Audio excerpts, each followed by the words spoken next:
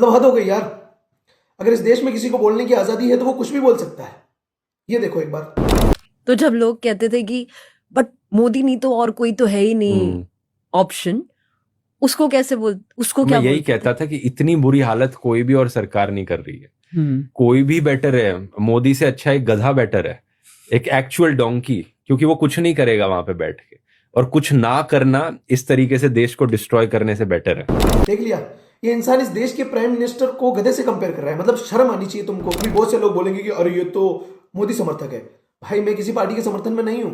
मुझे पता है कि इस देश में जितने भी पार्टियां आई हैं उन्होंने सिर्फ भ्रष्टाचार, करप्शन और अपनी जेबें भरी हैं।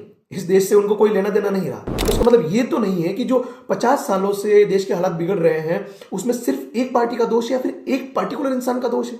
नहीं है, ताली एक हाथ से नहीं बजती। और मैं ये भी नहीं कह रहा कि बीजेपी ने या फिर मोदी ने इस देश को अमेरिका और चाइना से भी आगे निकाल दिया। नहीं भाई, नहीं निकाला।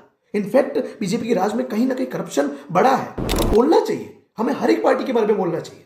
हम अगर किसी सरकार को 5 साल के लिए चुन रहे हैं तो हमें पूरा हक है, हमें हर एक पार्टी के बारे में या फिर उसके सही और गलत फैसलों के बारे में बोलना चाहिए जो भी उसने फैसले दिए। और तुम किसके बारे में बोल रहे हो यार? उस इंसान के बारे में बोल रहे हो जो इंसान अभी के समय में इस पूरे देश को पूरे विश्व में रिप्रेजेंट कर रहा है। अरे कम से कम अपने देश के बारे में तो ख्याल करो यार। और अगर तुमको देश की इतनी ही परवाह है, देश के बारे में इतना ही सोचते हो, तो दूसरे देश में बैठकर किसी एक पार्टी के खिलाफ या किसी एक इंसान के खिलाफ वीडियो बनाने से देश सुधरने वाला नहीं है। अगर इस देश की समस्याओं का समाधान करना है, अगर तुम्हें सच में लगता है कि तुम इस देश की समस्याओं का समाधान कर सकते हो, तो भाई मैदान में उतरो। ऐसे कुर्सी पर बैठकर इंटरव्यू देने से, प्रधानमंत्री को गधा बोलने से या गधे से कंपेयर करने से इस देश की समस्या का कोई समाधान नहीं होगा।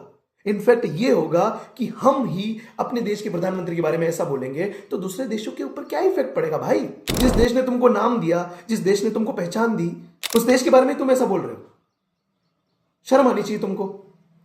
और लास्ट में मैं एक ही चीज बोलना चाहता हूं कि ध्रुव राठी ने जो स्टेटमेंट दिया ये कतई गलत है मेरे हिसाब से।